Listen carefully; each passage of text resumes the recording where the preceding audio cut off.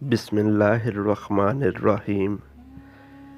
हज़रत सल्लल्लाहु अलैहि वसल्लम ने फरमाया, दरख्तों में एक दरख्त ऐसा है कि इसके पत्ते नहीं झड़ते और मुसलमानों की मिसाल उसी दरख्त की सी है।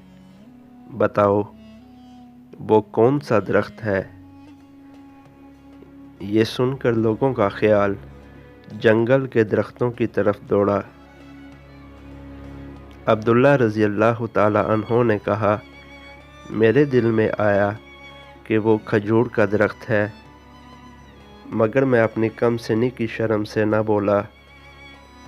आखिर सहाबा ने हज़रत सल्लल्लाहु अलैहि वसल्लम ही से पूछा कि वो कौन सा दरख्त है।